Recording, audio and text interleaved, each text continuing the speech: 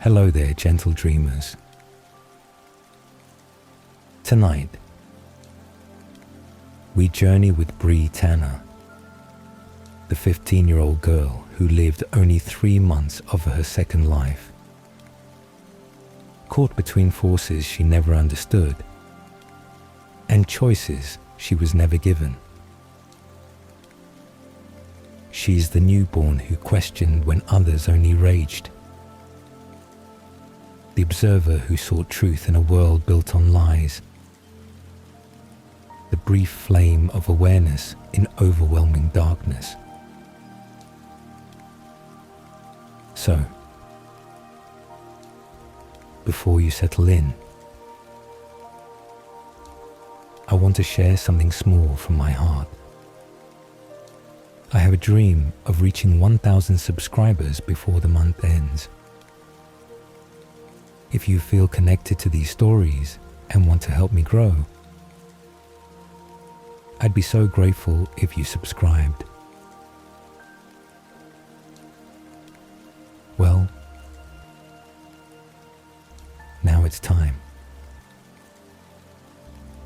Let's ease into a peaceful moment together and let Bree's short but meaningful existence carry you softly into rest.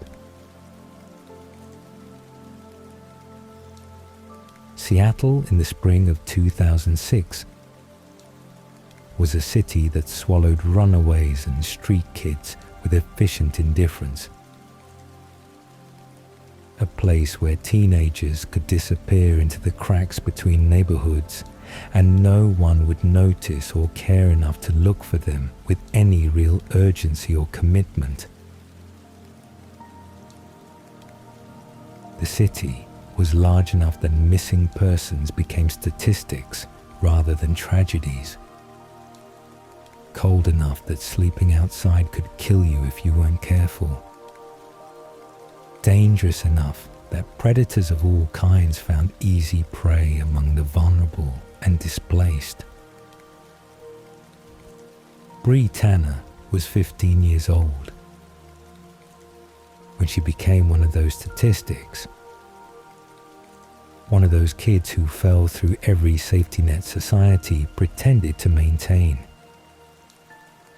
One of those disappearances that will be noted in police reports and then gradually forgotten as newer cases demanded attention and resources that were always too limited to address the scale of the problem. Her human life had been difficult in ways that left no dramatic scars, but ground away at hope and possibility with steady persistence. The kind of slow erosion that happens when nobody is actively cruel, but nobody is actively kind either. When you exist in spaces between people's attention and concern. Her parents were present physically, but absent in every way that mattered. Their own struggles with addiction and poverty and dysfunction consuming whatever energy or capacity for care they might have possessed in better circumstances. Bree learned early that asking for things brought disappointment or anger, that needing attention was weakness, that survival meant making yourself small and quiet and unobtrusive, that the best you could hope for was to be overlooked rather than noticed for the wrong reasons. School had been escaped for a while, a place with structure and warmth and adults who at least pretended to care about her well-being and her future.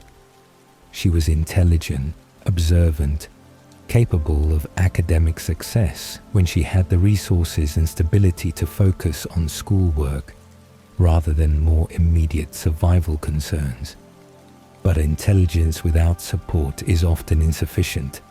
Awareness of possibilities beyond your reach can hurt more than ignorance of them. And eventually, the chaos of her home life made consistent attendance impossible, made homework an absurd luxury when you were worried about whether there would be food, or whether your parents would be conscious when you got home, or whether the electricity would be cut off again for non-payment.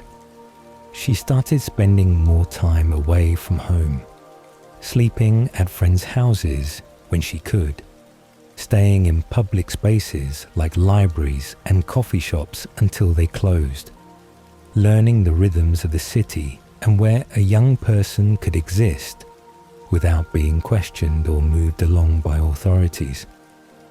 The progression from occasionally homeless to primarily homeless happened gradually, each night spent on the street making the next one easier to justify, each day away from school making it harder to imagine going back and pretending everything was normal. She was not dramatically abused or violently expelled from her home. She simply drifted away like smoke, dissipating into the city's margins, becoming invisible in the way that street kids become invisible to people who have homes and families and the luxury of not seeing what they do not want to see. Riley Beers found her outside a convenience store on a cold March night when rain was falling with the relentless persistence that characterized Seattle Springs. The kind of rain that soaked through clothes and chilled you to the bone, that made every doorway and overhang pressure shelter, that reminded you constantly of how vulnerable you were to elements you could not control or escape. He was beautiful in the way that vampires are beautiful, though Bree had no context for understanding what that beauty meant or what danger it represented. She only knew that he looked at her with attention that felt almost like care, spoke to her with interest that felt almost like genuine concern for her well-being and her situation. He offered her food, offered her a warm place to stay, offered her safety from the street and the rain and the grinding uncertainty of not knowing where she would sleep or whether she would eat. He seemed kind, seemed safe, seemed like maybe one of those rare adults who actually wanted to help, rather than exploit the vulnerable kids they encountered. She was hungry enough and cold enough and tired enough that even the small warning voice in the back of her mind that said this seemed too good to be true, that said strange men who offered help to teenage girls usually wanted something in return, that said she should be more careful, was easily quieted by desperation and the simple human need for warmth and food, and someone who seemed to see her as a person rather than an obstacle or an annoyance. She went with him willingly, following him to an abandoned house in the neighborhood that had seen better days, where empty buildings outnumbered occupied ones, and where screams would go unnoticed, or at least unreported by neighbors who had learned that minding your own business was essential survival strategy.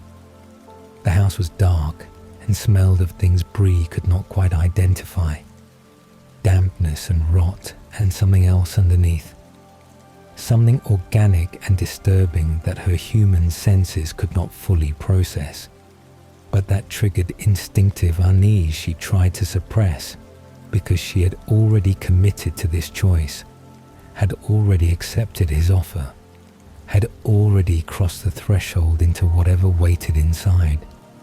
Riley gave her food and water, spoke to her gently about how she would be safe here, how he would take care of her, how she did not need to worry anymore about the street or the cold or being alone. Then he gave her something to drink, told her it would help her relax, would help her sleep after so many uncomfortable nights without real rest or security. She drank it because she wanted to believe him, because the alternative was going back out into the rain, because she was 15 years old and exhausted and desperate for someone to take care of her, even if some part of her understood that this care came with costs she could not yet calculate or comprehend. The drug worked quickly, her consciousness fading into darkness that felt almost peaceful after so much stress and vigilance, her body relaxing into unconsciousness without the dreams that usually troubled her sleep. She did not feel Riley's teeth pierce her throat, did not feel the venom pumping into her bloodstream, did not experience the beginning of her transformation because the sedative kept her mercifully unaware through the initial attack and the first hours of the burning that would define the next 3 days of her existence. She woke into fire, into agony beyond anything her human experience had given her context to understand or endure, into burning that consumed her from inside, that transformed every cell of her body with methodical cruelty, that seemed designed to extract maximum suffering from the transformation process.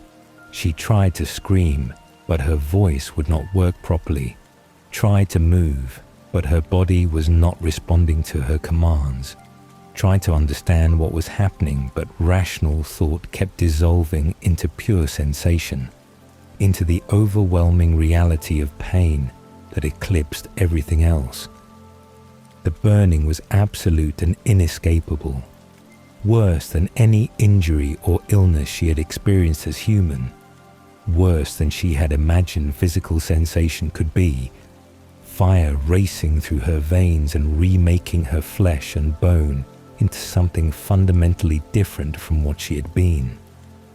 Time lost all meaning in the darkness and the burning, seconds stretching into eternities, while hours compressed into moments, her awareness fragmenting under the assault of transformation, her sense of self dissolving and reforming around the central fact of agony.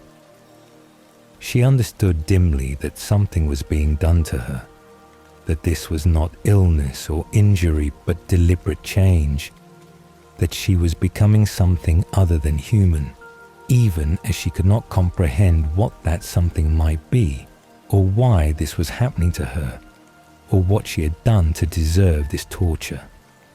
The third day brought different sensations as the transformation completed its work, the burning concentrating in her heart and throat, her body going still and cold, her heartbeat stuttering and then stopping entirely while her consciousness remained intact and aware despite the cessation of what should have been essential biological processes.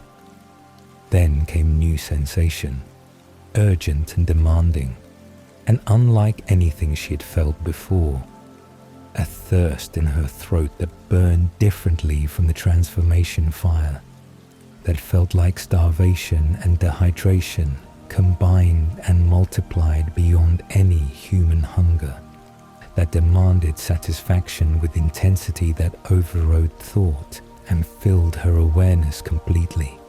She opened her eyes and saw in absolute darkness, saw details her human vision never could have perceived, saw the basement where she lay among other bodies, other newborns like herself, saw their pale, perfect skin and their crimson eyes, and understood with sudden clarity that whatever she had become, she was no longer human, no longer the street kid who had accepted a stranger's offer of shelter, no longer Bree Tanner in any way that her human life had defined that identity.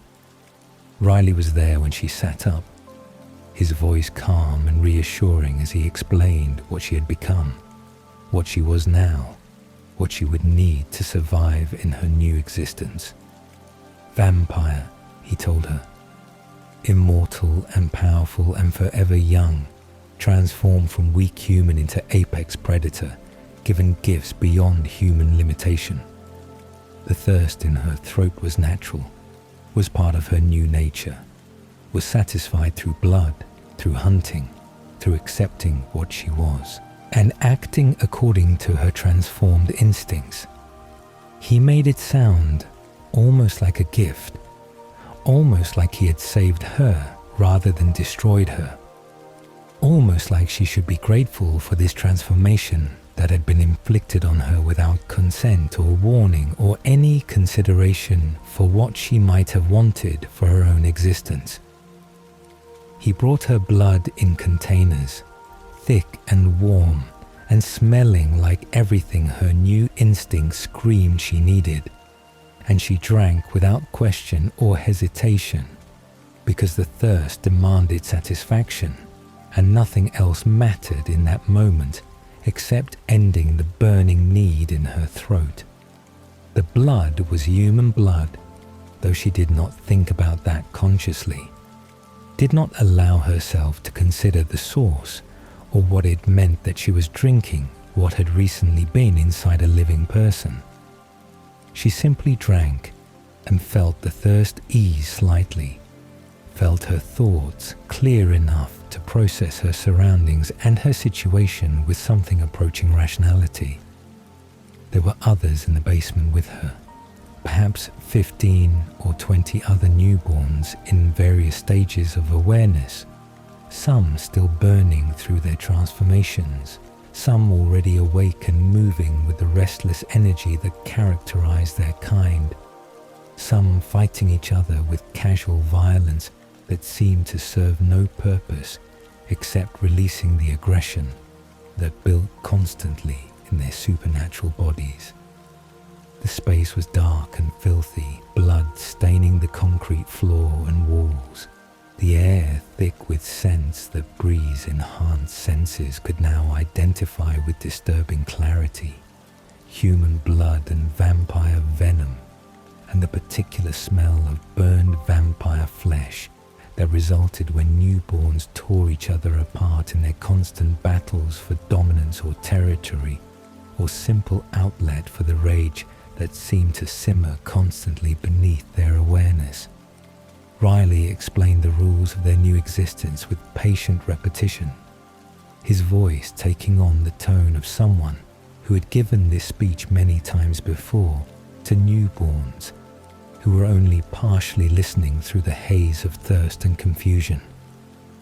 They were vampires now, he told them, immortal beings who required blood to survive, who possessed strength and speed beyond human capability, who would live forever young and beautiful and powerful. But there were dangers too, he warned them. Older vampires who wanted to destroy them. Sunlight that would burn their skin and kill them if they were careless enough to be caught in it. Humans who might notice their true nature if they were not careful to hide what they had become. The abandoned house that served as their prison and hunting ground existed in a state of perpetual chaos, a space where violence erupted without warning or reason, where the newest and most volatile vampires in existence lived together in forced proximity that guaranteed conflict, where every interaction carried the potential for destruction. The building itself was a relic of Seattle's industrial past, a first structure that had once housed workers or stored goods, but now contained only monsters, its windows boarded over to keep the light out and the secrets in, its floors sticky with blood and other substances that even the newborns preferred not to examine too closely or think about too carefully. Riley Beers maintained control through a combination of physical dominance, strategic information management, and the promise of something better waiting just beyond their current suffering.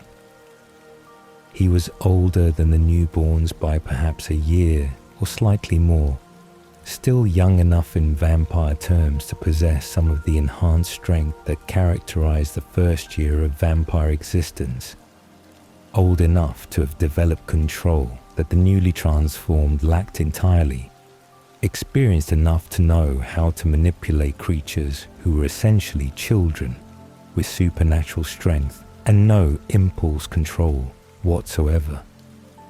He presented himself as their protector and their teacher, the one who understood what they were going through because he had survived it himself, the bridge between their current chaotic existence and the organized, purposeful life that supposedly awaited them once they had proven themselves worthy. The lies he told them were carefully constructed to maintain dependency and prevent questioning, to keep them contained and controlled despite their superior numbers, to ensure they remained weapons rather than individuals with agency or awareness of alternatives.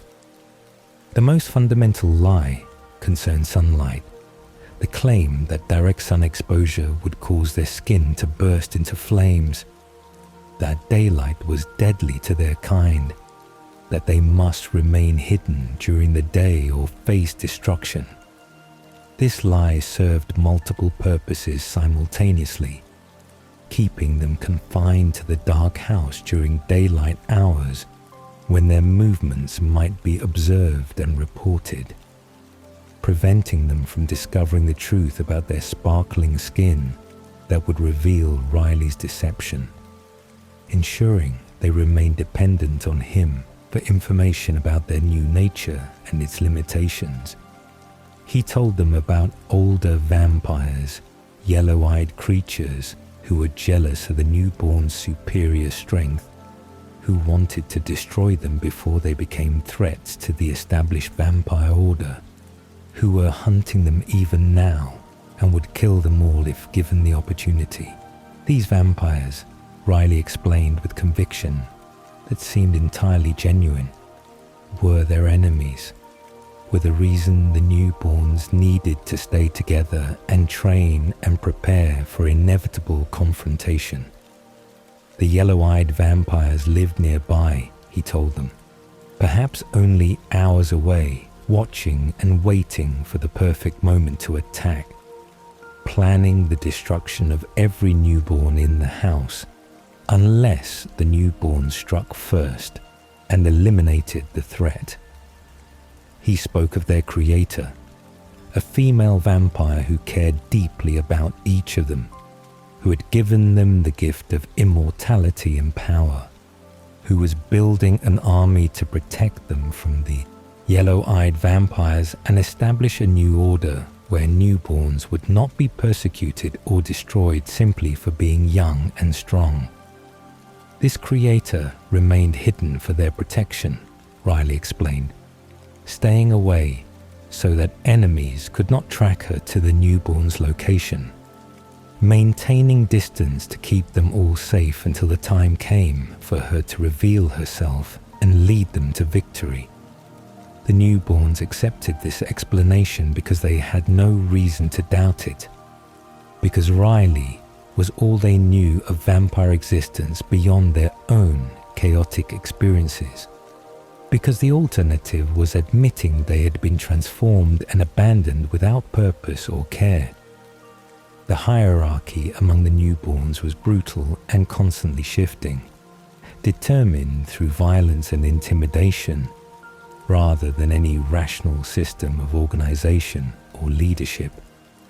The strongest and most aggressive newborns claimed the best hunting territories and the largest portions of blood when Riley brought supplies, dominated the physical space of the house and forced weaker newborns into corners and basements, established temporary alliances that dissolved as quickly as they formed when advantage could be gained through betrayal. Fights erupted over nothing, over perceived insults or accidental contact or simply boredom, and the need to release the aggression that built constantly in their transformed bodies. Bree learned quickly that survival required staying quiet and unnoticed, that drawing attention brought violence, that the newborns who shouted loudest and fought most aggressively rarely lasted long because they made themselves targets for destruction by those who felt threatened or challenged.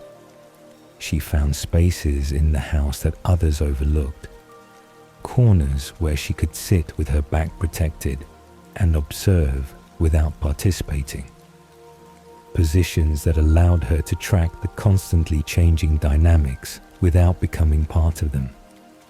Her human experience on the streets had taught her these skills, had trained her to read danger and avoid it, to make herself invisible when visibility brought risk, to survive by being forgettable rather than memorable. She watched and learned patterns that the other newborns seemed not to notice or care about, observed that Riley's explanations often contradicted each other if you paid attention across multiple conversations, noted that certain questions were deflected or ignored rather than answered directly, recognized that their creator never appeared despite Riley's constant promises that she would come soon. The observant part of her mind that had survived the transformation, the intelligent awareness that had helped her navigate street life, now turned itself toward understanding her new existence and the inconsistencies that suggested something was wrong with the story Riley told them. Diego was different from the other newborns in ways that Bree noticed before they ever spoke directly, ways that made him stand out in a group where standing out usually meant becoming a target. He was thoughtful where others were reactive, controlled where others were chaotic, capable of pausing to think rather than simply responding with immediate violence to every stimulus or provocation.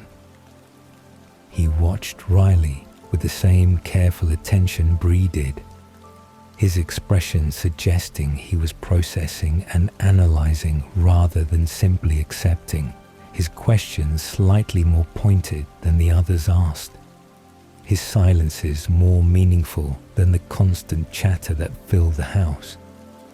Fred emerged as another anomaly among the newborns, though his difference was more obviously supernatural than Diego's subtler divergence from the norm.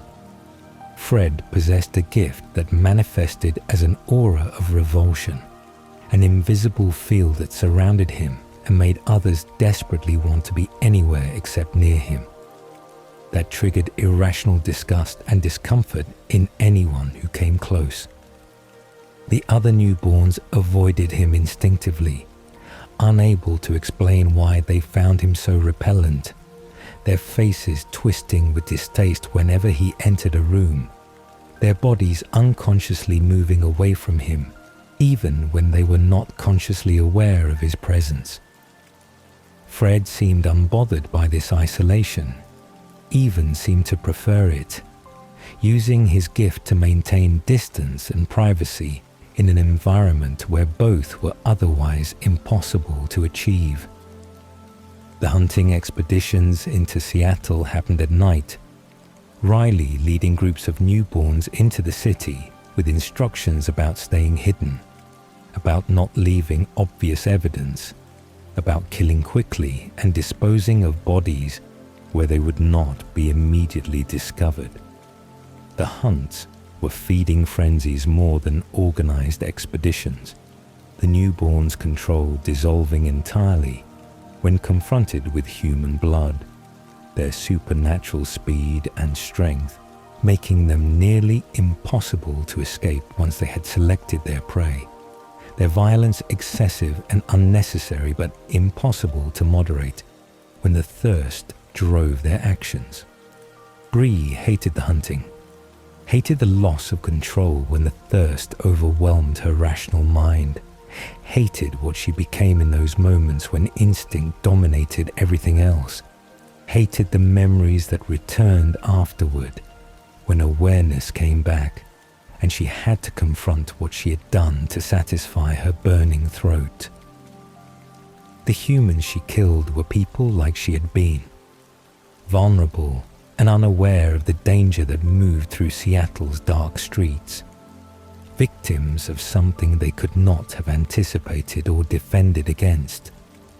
Lives ended to fuel her continued existence. She tried to kill quickly at least, to make the deaths as fast and painless as possible, to minimize suffering even as she could not avoid causing it entirely. The missing persons reports accumulated throughout April and into May.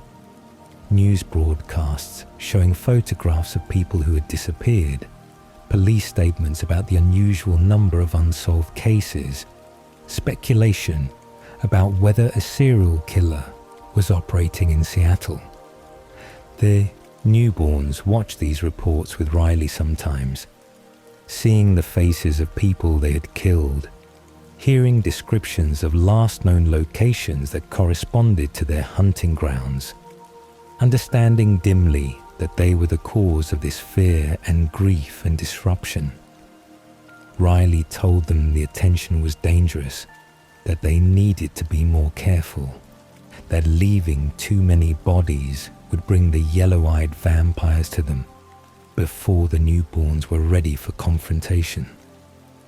The violence among the newborns intensified as their numbers grew. Riley continuing to create new vampires despite the house already being overcrowded with volatile supernatural predators who could barely coexist without destroying each other. New transformations meant new competition for blood and space, and Riley's attention meant more aggression and more fights and more newborns being torn apart by their own kind before they had even fully adjusted to their new existence. Bree watched newborns she had known for weeks being destroyed in moments, their bodies ripped apart and burned, their existence ending almost as quickly as it had begun. Their deaths mourned by no one because newborns did not have the capacity for grief or the time for sentiment when survival required constant vigilance. The basement where they sheltered during daylight hours became increasingly crowded and tense. 20 or more newborns pressed together in darkness that would have been absolute to human eyes, but was perfectly clear to their enhanced vision. The smell of blood and venom and unwashed bodies overwhelming even senses that were designed to filter and process information more efficiently than human perception. Sleep was unnecessary for vampires, but some newborns lay still during the day anyway, conserving energy or simply trying to escape the constant chaos through stillness and silence, while others paced restlessly or fought with each other or demanded that Riley bring them blood to ease the thirst that never truly disappeared no matter how recently they had fed. Riley's absences became more frequent and longer as the weeks passed. His departures explained vaguely as necessary meetings with their creator or reconnaissance missions to track the yellow-eyed vampires or supply runs to bring them blood and other necessities. The newborns grew restless during his absences, the violence escalating without his presence to moderate it, the hierarchy destabilizing as ambitious newborns challenged established dominance and were either destroyed or successful in their attempts to rise in the brutal social order. Bree used Riley's absences to observe more carefully, to test her theories about what was true and what was lie, to prepare herself mentally for whatever was actually coming, even though she could not yet articulate what that might be. Diego began positioning himself near Bree during these chaotic periods, his presence a kind of alliance without words being spoken, an understanding that they were similar in their difference from the others, that they might benefit from cooperation rather than competition. They did not speak much at first, communication limited to meaningful glances and small gestures. But even this minimal connection was profound in an environment where trust was non-existent, and everyone was potential threat or victim, depending on moment-to-moment calculations of strength and opportunity. Fred spent increasing amounts of time away from the main group, his gift allowing him to claim spaces that others could not tolerate occupying, his isolation seeming to suit him perfectly. Bree noticed that he watched Riley with even more suspicion than she did. that his expression when Riley spoke suggested complete disbelief in everything being said, that he was planning something even though she could not determine what that plan might be or when he might act on it. Fred seemed to be preparing for departure, gathering information and calculating odds, waiting for the right moment to leave this place and strike out on his own despite Riley's warnings that solitary newborns would be hunted down and destroyed by the yellow-eyed vampires or other threats that supposedly waited beyond the relative safety of the group. The training sessions Riley conducted became more intense and purposeful as May progressed into June, his instructions shifting from general information about vampire nature to specific tactical preparation for combat, teaching them to fight in coordinated groups rather than as individuals, drilling them on attacking strategies and defensive formations. The yellow-eyed vampires were coming soon, he told them with increasing urgency. The confrontation was inevitable and approaching. They needed to be ready to fight and win, or they would all be destroyed. The newborns absorbed this training with varying degrees of attention and skill. Some of them natural fighters who took to combat instruction eagerly, others barely capable of following simple commands when their instincts urged them toward immediate violence rather than strategic patience.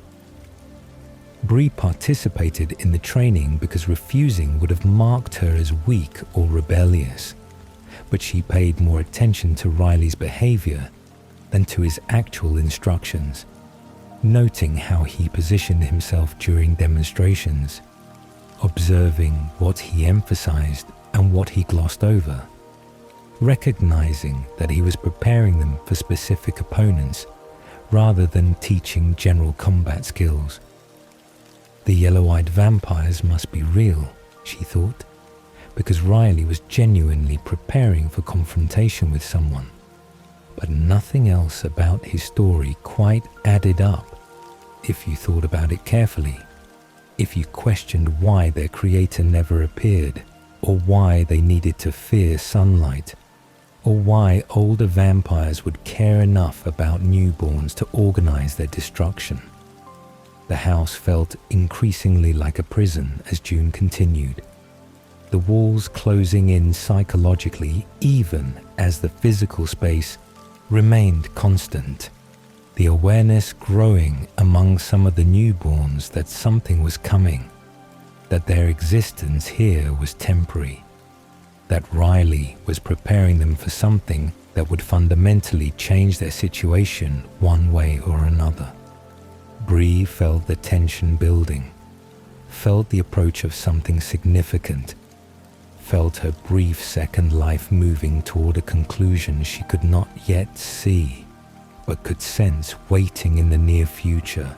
Like storm clouds gathering on a horizon she was being forced to walk toward without choice or agency.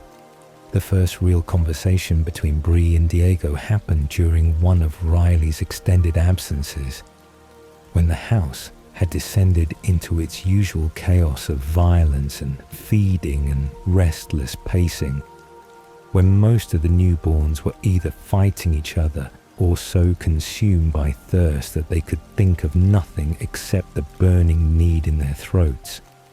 Diego had positioned himself in the corner where Bree usually sat, his presence deliberate rather than accidental, his posture suggesting he wanted to talk rather than compete for territory or challenge her claim to the space. She approached cautiously, her body tense and ready to fight or flee if this was some kind of trap or game. But he simply nodded at the space beside him and waited for her to decide whether to trust him enough to sit within reach of his supernatural strength. They sat in silence for several minutes, both of them watching the chaos in the main room where two newborns were tearing each other apart over some perceived insult or simply because the violence felt necessary. their bodies moving with the terrible speed and strength that characterized their kind. Their fight ending when one of them was dismembered and burned, his existence extinguished as casually as it had been created. Diego finally spoke quietly, his voice pitched low enough that only Bree's enhanced hearing could catch the words over the background noise of growling and fighting and the constant restless movement of 20 newborns trapped together in insufficient space. He asked if she had noticed the inconsistencies in Riley's stories, if she had counted how many times their creator was supposed to appear but never did, if she had wondered why the yellow-eyed vampires never actually attacked despite being so close and so dangerous.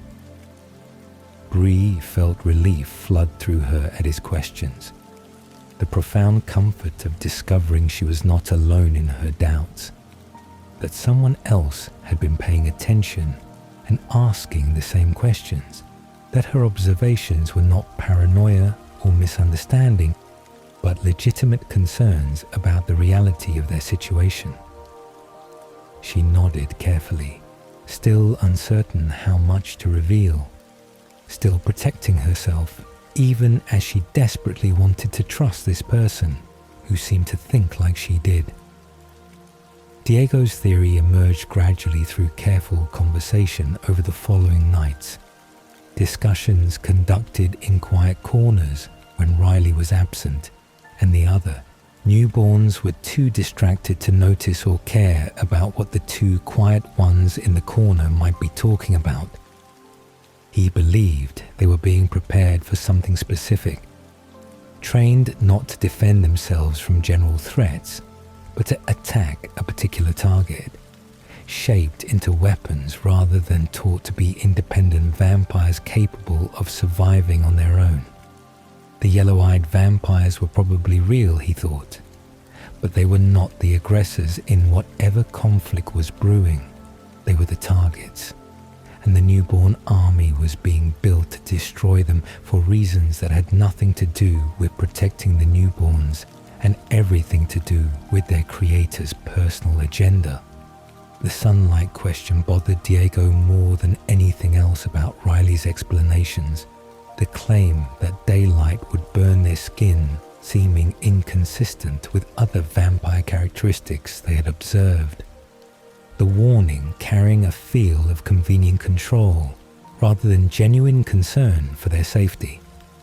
He wanted to test it, wanted to stay out past dawn and see what actually happened when the sun touched their skin, wanted to know the truth rather than continue accepting claims he increasingly suspected were designed to keep them ignorant and controllable.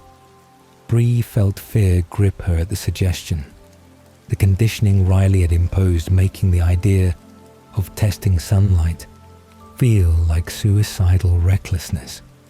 But she also recognized that Diego was right, that they needed to know the truth, that continuing in ignorance meant remaining vulnerable to manipulation. They planned carefully, waiting for a night when Riley would be gone, and when they could slip away from the hunting group without being missed immediately, choosing a location far enough from the house that if something went wrong, they would not lead discovery back to the others. The night they chose was clear and cool, Seattle's typical cloud cover absent for once, the stars visible overhead in ways that rarely happened in the city. The approaching dawn, something they could anticipate with growing dread and excitement in equal measure.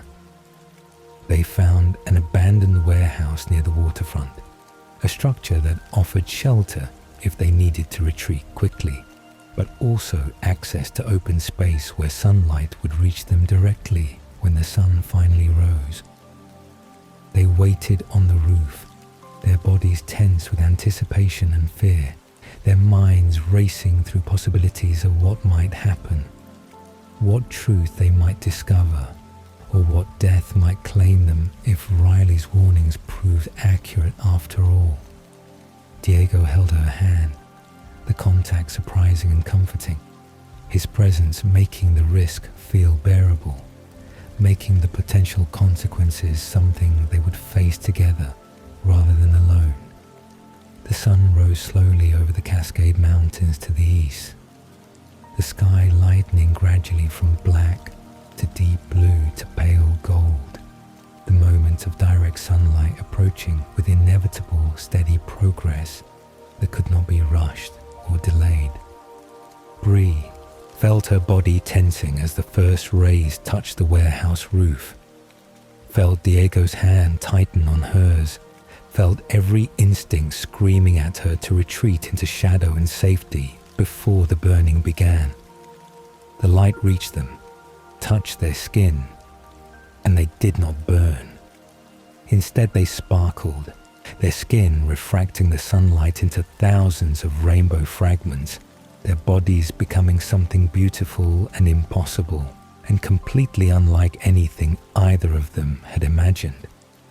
They stood in the direct sunlight that was supposed to kill them and felt only the warmth on their cold skin, saw only the extraordinary display of crystalline light, understood with absolute clarity that Riley had lied about this most fundamental aspect of their nature. If he had lied about sunlight, what else was false? What other manipulation had they accepted without question? Because they had no reason to doubt the only source of information about what they had become. Diego laughed with something that sounded almost like joy, the relief and vindication of having his suspicions confirmed overwhelming whatever fear remained about the implications of Riley's deception. Bree felt differently, felt the weight of understanding that they had been deliberately kept ignorant, that the basement imprisonment during daylight hours served only to control them rather than protect them, that every explanation Riley had offered needed to be questioned and examined rather than accepted. They were prisoners being trained for a purpose they did not understand, weapons being prepared for deployment against targets they had been taught to fear, but who were probably not their actual enemies. They stayed in the sunlight for hours, talking more freely than they ever had before, sharing observations about Riley's behavior and inconsistencies in his stories, building theories about their creator's true motives and the real nature of the conflict they were being prepared to fight. Diego believed the yellow-eyed vampires were probably defending themselves rather than attacking, that the newborn army was an invading force rather than a defensive one, that their creator wanted something from these vampires and was willing to sacrifice every newborn in the house to get it. Bree thought he was right, thought the pieces fit together better with that interpretation than with Riley's version of threatened newborns defending themselves against jealous older vampires. The conversation expanded beyond simple analysis of their situation into something more personal, sharing fragments of their human lives, the circumstances that had made them vulnerable to Riley's predation, the paths that had led them from normal existence to street life to transformation. Diego had been older than Bree when he was changed, perhaps 18 or 19, had been living on the streets by choice rather than necessity, traveling and experiencing life before settling into whatever conventional future his family expected. He had accepted Riley's offer because it seemed like adventure, another experience to add to his collection, another story he would someday tell. He laughed bitterly at his own naivety, at how thoroughly he had misunderstood what he was accepting, at how his curiosity and openness to experience had been weapons used against him. Bree shared less about her human life, the memories already fading despite only months having passed. The details of her parents and her school, and her slow slide into homelessness, feeling distant and unimportant compared to her current existence. But she told Diego about the loneliness, about feeling invisible even when surrounded by people, about the strange relief of transformation, even though it had stolen her humanity and her future and any possibility of normal life. At least as vampire she was powerful, she said. At least now people could not simply look through her as if she did not exist. At least her existence had impact, even if that impact was entirely negative. Diego understood in ways no one else had, recognized the complexity of grief for a human life that had not been particularly happy, acknowledged that transformation could feel like liberation, even when it was actually imprisonment of a different kind. They talked about what they might do if they survived whatever was coming, whether they could escape together and build different kind of vampire existence, whether the yellow-eyed vampire's lifestyle was achievable for newborns or required centuries of practice and control they did not yet possess. The conversation was full of conditional possibilities, plans that depended on surviving the immediate future, hopes that felt fragile and probably doomed, but were still worth articulating, because the alternative was accepting that they were already dead and simply waiting for their destruction to become official. The friendship that formed between them during those daylight hours was profound and unprecedented in Bree's second life. The connection deeper than anything she had experienced as human or vampire. The understanding between them complete and effortless in ways that made her realize how isolated she'd been, even when surrounded by other newborns. Diego understood her in ways no one else had, saw her not as competitor or threat or prey, but as person, as someone worth knowing and protecting and trusting. She felt the same about him, felt loyalty forming that superseded self-preservation, felt willingness to risk herself to keep him safe that seemed irrational, but was absolutely real regardless of whether it made strategic sense. They discussed what to do with their discovery, whether to tell Riley the truth and hope that honesty might change their situation, whether to share their knowledge with the other newborns and risk chaos or rebellion that would certainly bring punishment, whether to simply keep silent and use their knowledge as private advantage in whatever confrontation was approaching.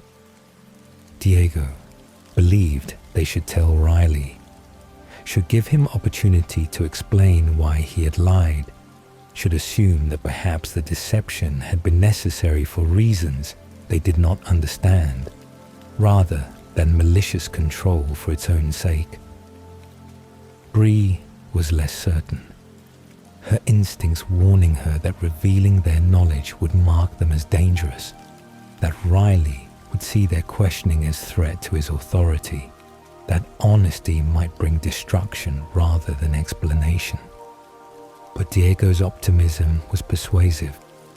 His belief that people were generally good unless proven otherwise. His faith that Riley might actually care about them, enough to tell them the truth if confronted with evidence of his lies. He argued that Riley was trapped too in some way, that their creator was probably manipulating him just as he manipulated the newborns, that he might welcome allies who understood the truth and could help him find a way out of whatever situation he had gotten himself into. Bree wanted to believe him, wanted to trust that honesty would be rewarded rather than punished, wanted to hope that their discovery might lead to something better rather than something worse. They made their plans carefully, agreeing that Diego would speak to Riley privately about what they had discovered, that he would frame it as seeking understanding rather than accusation, that he would give Riley every opportunity to provide reasonable explanation that might preserve their trust and cooperation. Bree would wait at the house, would maintain her usual quiet presence, would be ready to support whatever came from Diego's conversation with Riley. They agreed on signals they would use, ways Diego could communicate whether the conversation had gone well or badly, plans for what they would do in either scenario. They returned to the house before the other newborns came back from hunting, slipping into their usual positions, resuming their usual roles as quiet observers who drew no particular attention. Bree felt different though, felt the weight of knowledge and the comfort of alliance, felt hope for the first time since her transformation, that perhaps her second life might contain something beyond violence and thirst and manipulation. Diego smiled at her from across the room, his expression promising that things would change now, that they would find a way to survive together, that the truth they had discovered would set them free from Riley's control and allow them to become something more than disposable weapons in someone else's war. The next night, Diego left with Riley shortly after sunset, the two of them departing together, while Riley explained to the other newborns that he needed Diego's help with something, that they would return before dawn, that everyone else should remain at the house and await further instructions. Bree watched them leave with growing unease despite Diego's confident expression, despite the plan they had made, despite her desire to trust that honesty would protect him rather than condemn him. The hours stretched interminably while she waited, every sound making her hope for his return, every passing minute increasing her certainty that something had gone terribly wrong. Riley returned alone just before dawn, his expression revealing nothing, his explanation casual and dismissive when the other newborns asked about Diego's absence. Diego had decided to go his own way, Riley said, had chosen to leave the group and try his luck as solitary vampire, had thanked Riley for the transformation and the training, but felt ready to move on to whatever came next. The explanation was plausible enough that most of the newborns accepted it without question, nodding and returning to their own concerns, already forgetting Diego as thoroughly as they had forgotten every other newborn who had been destroyed or had disappeared over the past months. But Bree knew immediately that Riley was lying, knew with absolute certainty that Diego had not left voluntarily, that something terrible had happened during their private conversation, that the truth they had discovered had been dangerous in exactly the way Bree had feared and Diego had refused to believe. She felt grief crash through her with intensity that seemed impossible given how briefly she had known him, how few hours they had actually spent together, how fragile their alliance had been. But he had been the only person in her second life who had seen her as more than obstacle or resource, the only friend she had made in either of her existences, the only source of hope that her transformation might lead somewhere other than violent death in service of someone else's revenge. She kept her face blank and her body still, gave no indication that Diego's disappearance meant anything to her, maintained the careful invisibility that had kept her alive this long. But inside she was screaming. Inside she understood that she was alone again, and now carrying knowledge that made her dangerous. Inside she knew that she had lost the only good thing her second life had offered, and that the loss was permanent and complete, and her fault for agreeing to Diego's plan, when her instincts had warned her that honesty would be punished rather than rewarded. The happiness that had sustained her for one brief day was gone, replaced by grief and fear, and the terrible awareness that she would die soon in a battle she did not understand, fighting enemies who were probably not actually her enemies, serving purposes that had nothing to do with her survival or well-being, or any consideration except her usefulness as disposable weapon in someone else's war.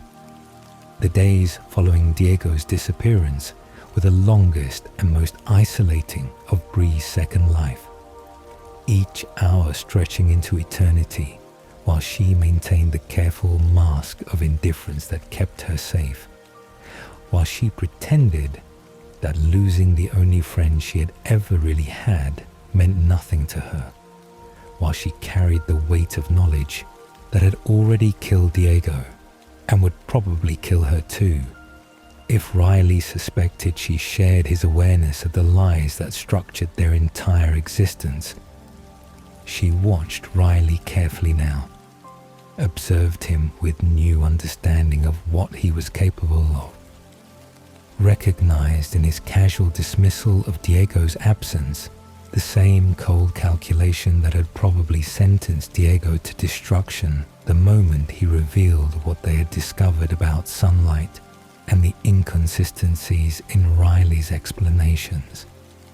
Riley's behavior changed subtly after Diego's disappearance, his attention to the remaining newborns becoming sharper and more assessing, his eyes lingering on Bree sometimes in ways that made her wonder if he suspected her connection to Diego, if he was waiting to see whether she would reveal through word or action that she too knew the truth about their situation.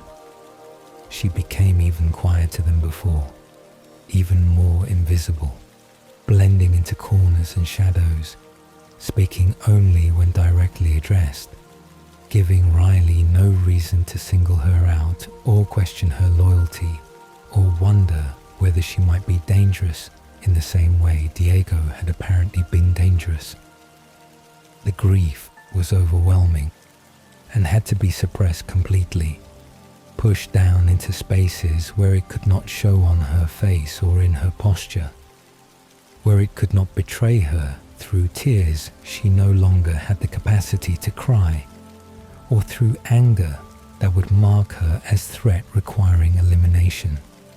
She mourned Diego in stolen moments of privacy, brief seconds when no one was watching, and she could allow herself to remember his smile and his optimism and his fundamental belief that honesty would be rewarded rather than punished. She had been right to doubt, right to fear Riley's response to their discovery, right to suspect the truth would bring destruction rather than liberation. But Diego had been right too in some way. Right that they deserved truth even if truth killed them. Right that living in ignorance was its own kind of death. Right that 3 months of awareness and friendship and genuine connection was worth whatever price came afterward. She understood now with perfect clarity that they were all going to die, that the newborn army was never meant to survive whatever confrontation Riley was preparing them for, that they were disposable weapons being aimed at targets for reasons that had nothing to do with protecting the newborns or building a better vampire society. Their creator, whoever she was, had no intention of revealing herself or leading them or giving them the immortal existence Riley had promised. They were tools to be used and discarded, their brief, violent lives serving purposes they would never understand, their destruction already planned and inevitable, regardless of whether they won or lost the coming battle. The house felt different without Diego's presence, emptier somehow despite being just as crowded with restless, violent newborns. the absence of one thoughtful, quiet vampire creating a void that seemed disproportionate to the space he had actually occupied. Bree found herself looking for him unconsciously, expecting to see him in his usual corners, anticipating conversations they would never have, planning observations to share with him before remembering that he was gone and would not be returning. The loss was made worse by having to hide it, by the necessity of pretending she had barely known him, by the isolation of grieving alone for someone no one else seemed to miss or even remember clearly. She began to notice other things she had overlooked before, details about Riley's absences and the timing of them, patterns in when he brought blood and when he claimed to be meeting with their creator, inconsistencies in his descriptions of the yellow-eyed vampires that suggested his information came from someone with personal grudge rather than objective assessment. She understood that their creator was female and that Riley was completely devoted to her, that his loyalty went beyond simple obedience into something that looked like love or obsession, that he would sacrifice every newborn in the house without hesitation if his creator asked it of him. The realization made her see Riley differently, made her recognize him as victim in his own way, even as he victimized the newborns under his control, made her understand that the hierarchy of manipulation probably extended upward beyond what she could see or understand. Someone had transformed Riley and lied to him and shaped him into weapon just as he had done to the newborns. Someone was using his devotion and his loyalty to accomplish goals he might not even fully understand. Someone had created this entire situation and would walk away from it unscathed, while everyone else died in service of purposes that would die with them. Fred approached Bree one night in early June, materializing beside her with his characteristic suddenness, his gift making the other newborns unconsciously move away, even as they could not explain why his presence triggered such revulsion. He spoke quietly, his voice barely audible even to her enhanced hearing, his words simple and direct. He was leaving, he told her, disappearing before Riley could send them all to their deaths, striking out on his own rather than remaining in this house, waiting to be deployed as weapon in someone else's war. He'd been planning his departure for weeks, studying Riley's patterns and the routines of the house, calculating the best moment to slip away unnoticed. He invited Bree to come with him, offered her the chance to escape, promised that his gift would protect them both from Riley's pursuit or from whatever dangers they might encounter as rogue newborns navigating a vampire world they barely understood. He saw her intelligence, he said, recognized that she was different from the others just as he was different, understood that she had lost someone recently, and that loss had clarified her understanding of what their situation actually was and what their futures actually held. He could not take everyone, he explained. His gift would not work to protect a large group, and most of the newborns would not listen anyway, even if he tried to warn them. But he could save her if she wanted to be saved, if she was willing to trust him and leave behind the illusion of safety that the army provided. Bree was tempted in ways that surprised her with their intensity, felt the pull of escape and survival, felt the possibility of a future that extended beyond the next few days or weeks, felt hope surge briefly that perhaps she did not have to die with the others in service of unknown purposes. Fred was offering her exactly what she should want, the chance to live beyond 3 months, the opportunity to discover what vampire existence might be like when not structured by Riley's lies and their creator's manipulation, the freedom to make her own choices and find her own path through immortal life that had barely begun. But she could not make herself accept Fred's offer, could not make herself leave even though staying meant almost certain death, could not abandon the other newborns even though they had never been her friends and would not miss her if she disappeared. Diego's memory held her there, the sense that leaving would be abandoning him somehow, even though he was already gone, the feeling that she owed it to him to see this through to whatever end was coming, to witness what their brief friendship and his death had been in service of, even if that witnessing would be the last thing she ever did.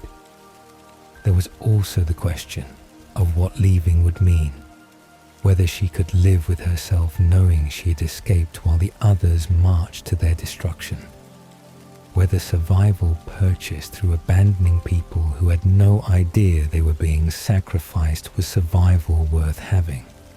She had spent her human life invisible and powerless, had accepted her irrelevance because she had no choice, had learned to live with being someone who did not matter to anyone.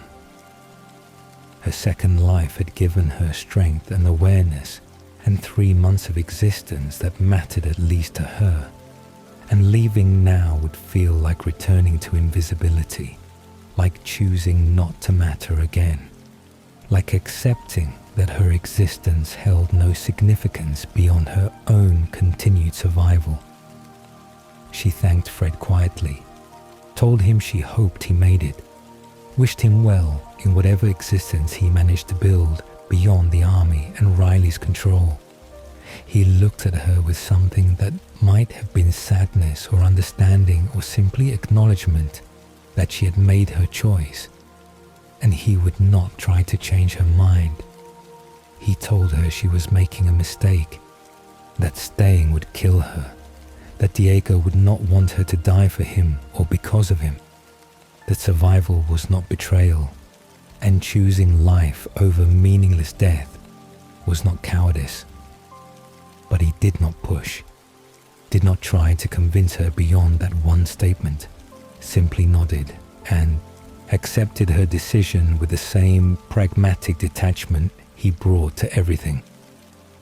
Then he was gone, slipping away into the night, while the other newborns were distracted by their own conflicts and hungers, disappearing so completely that when Riley returned and discovered his absence, there was no trail to follow, no hint of which direction he had gone or what his plans might be.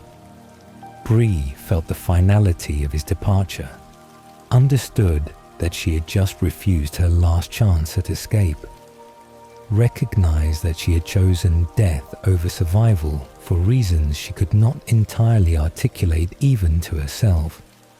But that felt important in ways that transcended rational calculation of self-interest.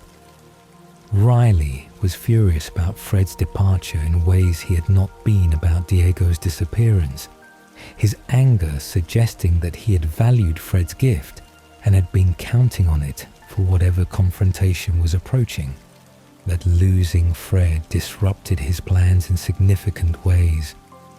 He questioned the other newborns aggressively, demanding to know if anyone had seen Fred leave or knew where he might have gone, his usually controlled demeanor cracking enough to reveal the stress he was under, the pressure from their creator perhaps, the awareness that his army was diminishing through destruction and desertion, and he could not prevent the losses without revealing truths he was committed to keeping hidden. No one had seen Fred leave, or at least no one admitted to seeing him, and eventually Riley stopped asking questions and simply accepted that Fred was gone and would not be returning. Bree kept silent about Fred's offer and their conversation, added that secret to the others she was keeping, accumulated knowledge and awareness that made her feel increasingly isolated, even when surrounded by the remaining newborns. She was living in a house full of vampires and completely alone, carrying information that would probably get her killed if Riley suspected she possessed it, mourning a friend whose death she could not acknowledge, counting down to a confrontation she understood better than anyone except perhaps Riley himself. The training intensified throughout June, Riley's instructions becoming more specific and urgent, his focus shifting from general combat skills to particular tactics that would serve them in the specific battle he was preparing them for. He taught them to fight in coordinated groups rather than as individuals, to overwhelm opponents through numbers rather than individual skill, to attack with the kind of reckless aggression that newborn strength made possible. He described their targets with increasing detail, the yellow-eyed vampires who supposedly threatened them, the small coven that lived somewhere south of Seattle, the enemies who had to be destroyed before they destroyed the newborn army. Bree listened and understood what the other newborns did not, that Riley was preparing them to attack rather than defend, that the yellow-eyed vampires were probably peaceful and unsuspecting, that the newborns were being shaped into invading force rather than protective army. She wondered what the yellow-eyed vampires had done to earn their creator's hatred. What offense could possibly justify creating an army of newborns and sending them to their probable deaths? What revenge or ambition or territorial dispute could be worth this level of violence and destruction and waste of potential? The other newborns accepted Riley's increasingly urgent preparations without question, their capacity for critical thinking limited by their newborn nature and by the constant thirst and violence that defined their existence. They believed they were being prepared to defend themselves, believed the yellow-eyed vampires were dangerous enemies who threatened their survival, believed Riley's promises that their creator would appear after the battle to lead them into whatever immortal future he had described. They practiced their coordinated attacks, learned to fight as a group, prepared themselves mentally for confrontation with enemies they had been taught to hate without ever meeting or understanding. Riley announced the timeline in mid-June, told them the battle would happen soon, within days rather than weeks, that the yellow-eyed vampires were planning an attack and the newborns needed to strike first to have any chance of survival. The urgency in his voice seemed genuine, his stress and fear apparently real, his commitment to the coming confrontation absolute. Bree wondered if he knew he was being manipulated, if he understood that their creator was using him as thoroughly as he was using the newborns, if he had any awareness that he too was probably disposable in whatever larger plan was unfolding. She thought about warning the others, about sharing what she and Diego had discovered, about trying to make them understand that they were being sent to their deaths. But she knew they would not listen, knew that 3 months of conditioning and manipulation had made them incapable of questioning Riley's authority, knew that any attempt to reveal the truth would simply get her killed without saving anyone else. Diego had tried honesty and died for it, and Bree would not make the same mistake, would not sacrifice herself uselessly when her death would change nothing and save no one. The night before they were scheduled to leave for the confrontation, Bree allowed herself to think about Diego one last time, to remember their conversations and their discovery about sunlight and the brief hope they had shared that truth might set them free. He had been wrong about Riley, wrong about honesty being rewarded, wrong about people being fundamentally good unless proven otherwise. But he had been right about the important things, right that awareness mattered more than survival, right that brief, genuine connection was worth whatever price came afterward, right that 3 months of real existence was better than centuries of ignorance and manipulation. She did not sleep that day in the basement with the others, did not close her eyes and pretend to rest before the battle that would probably kill her. Instead, she sat in her corner and watched the other newborns, memorized their faces, even though most of them had never spoken to her or acknowledged her existence as anything more than obstacle or occasional ally in fights against mutual threats. They were victims too, she understood. Street kids and runaways and vulnerable people who had been preyed upon and transformed and shaped into weapons, whose brief second lives would end in service of purposes they did not understand, whose potential would be extinguished before they ever had chance to discover what they might have become given time and freedom and different circumstances. Riley gathered them as the sun set, his final speech full of warnings and promises and reminders about the yellow-eyed vampire's supposed treachery and danger. He told them their creator would be proud of them, would reward them after the battle, would give them the immortal existence they deserved if they fought well and destroyed the enemies who threatened them all. The newborns listened with varying degrees of attention, some of them excited for the coming violence, others simply resigned to following instructions because they had no alternative, none of them apparently understanding that they were marching toward their own destruction. Bree followed because she had nowhere else to go and nothing else to do with her remaining time. Because Diego's memory deserved witness, even if that witness would not survive to tell anyone what had actually happened. Because 3 months of awareness and questioning and brief friendship had given her existence meaning that would not be diminished by the fact that her second life was about to end in violence and service of someone else's revenge. She was 15 years old, had been vampire for 3 months, had been aware and truly alive for perhaps a week total, and she was walking toward death with her eyes open and her understanding complete. And somehow that mattered even though no one would ever know it, except her. The journey south from Seattle took most of the night, Riley leading them through forests and along back roads where their supernatural speed would not be observed by humans, where their numbers and their nature could remain hidden from the ordinary world that had no idea monsters walked among them.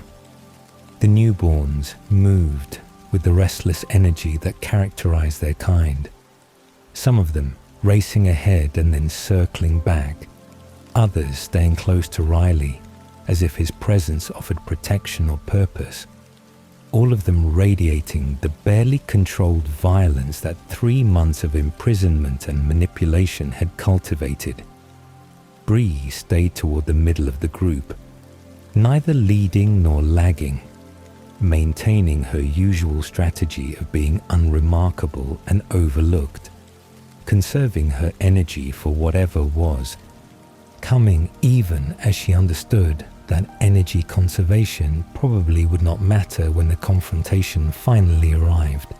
Riley's tension increased as they traveled, his posture becoming more rigid, his instructions more clipped and urgent, his attention constantly scanning their surroundings as if expecting attack at any moment. He spoke occasionally about their creator, promised again that she would appear when the time was right, assured them That victory would bring rewards and recognition and the immortal life they had been promised. The newborns believed him, or at least acted as if they believed him. Their faith in Riley's leadership absolute despite the mounting evidence that nothing he had told them was entirely true. Their capacity for questioning apparently exhausted by 3 months of violence and thirst and constant disorientation. The forest through which they traveled was dense and ancient. The trees towering overhead with trunks wider than cars, the undergrowth thick and green, the air heavy with moisture and the scent of growing things that Bree's enhanced senses could identify with uncomfortable clarity. The Olympic Peninsula was different from Seattle, wilder and less touched by human presence, the kind of place where supernatural creatures could exist without constant worry about discovery or exposure. She understood why the yellow-eyed vampires had chosen this area, why they had built their home in this remote corner of Washington, where fog and rain and forest provided natural camouflage for beings who could not fully pass as human under close scrutiny. They reached the area near Forks as dawn approached, Riley directing them to a clearing in the dense forest where he said the yellow-eyed vampires would come, where the confrontation would happen, where their future would be decided through violence and destruction. The clearing was unremarkable, simply an open space among the towering trees that characterized the Olympic Peninsula. The ground covered in grass and wildflowers that were just beginning to bloom in the early summer warmth, the morning light beginning to filter through the canopy overhead and cast dappled shadows across the open ground. Riley positioned them strategically, grouping them in ways that would allow coordinated attack, reminding them of the tactics they had practiced, building their aggression and their certainty that what they were about to do was necessary and justified.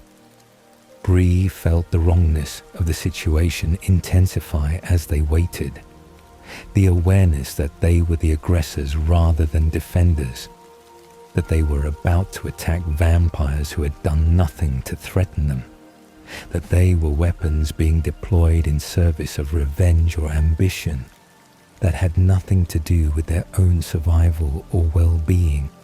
She looked at the other newborns and saw no similar awareness, saw only anticipation and excitement and the kind of focus that came before violence, saw victims preparing to become victimizers, without understanding that they too would be victims by the end of whatever was about to unfold. The Cullens arrived with a suddenness that caught even the newborns off guard. 7 vampires appearing at the edge of the clearing with coordination and purpose that spoke of centuries of working together, their golden eyes immediately distinguishing them from any vampires the newborns had encountered before. They were beautiful in ways that transcended even normal vampire beauty. Their faces perfect and their movements graceful, their presence radiating power and control that came from mastery of their nature rather than simple newborn strength. But what struck Bree most immediately was their formation, the way they moved as unit, the obvious care they had for each other that was visible in every glance and gesture, the sense that they were family rather than simply coven, that they protected each other from genuine love rather than strategic necessity. And they were not alone. The wolves materialized from the forest on the opposite side of the clearing. Massive creatures far larger than any natural wolf. Their bodies rippling with muscle that seemed impossible for any canine anatomy to support. Their eyes showing intelligence that no animal should possess. Their coordination suggesting they were working together with the vampires despite the natural enmity that supposedly existed between their species. There were perhaps 8 or 10 of them, each one standing taller than a horse when measured at the shoulder, their fur colors ranging from russet to black to grey to silver, their presence transforming the clearing from simple forest opening into battlefield where supernatural forces were about to collide with devastating consequences for everyone involved. Riley shouted commands, but his voice was lost in the chaos as the battle erupted with violence that was both immediate and overwhelming. The newborns attacking with the reckless aggression they had been trained for, throwing themselves at the Cullens and the wolves with newborn strength and complete disregard for their own safety or survival. But the difference in skill and coordination was immediately apparent.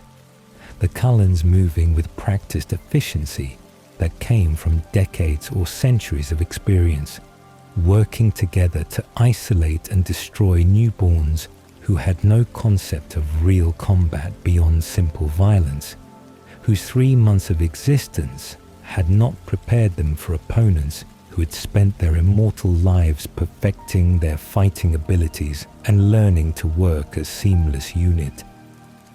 Bree watched newborns she had known for months being torn apart within seconds of engagement, saw the casual efficiency with which the Cullens dismembered and destroyed creatures who had seemed invincible in the Seattle house, witnessed the brutal reality that newborn strength meant nothing against experience and coordination, and the kind of control that came from choosing to be more than simple predators. The bronze-haired male moved with speed that exceeded even newborn velocity, his movements precise and economical, his ability to anticipate attacks suggesting he knew what opponents would do before they did it themselves. The massive dark-haired male fought with joy that seemed inappropriate for the carnage, laughing as he tore newborns apart, his strength exceeding even what newborn power should allow. The wolves were equally devastating, their massive jaws closing on newborn limbs and tearing them free with ease, their supernatural heat burning vampire flesh in ways that normal fire would, their pack coordination making them nearly impossible to fight effectively, even for multiple newborns working together. The largest wolf, black-furred and enormous even among giants, led the pack with authority that the others followed without question. His attacks strategic and purposeful, his positioning protecting the smaller wolves, while maximizing their collective effectiveness. The alliance between vampires and wolves was unprecedented in anything Riley had told them. Impossible, according to his explanations of vampire nature, and the natural enmity that supposedly existed between their kinds. Yet another lie revealed through direct experience and observation. Riley was screaming something about their creator, about waiting for her appearance, about holding the line until reinforcements arrived, his voice desperate and cracking under the stress of watching his carefully constructed army being destroyed within minutes of engagement.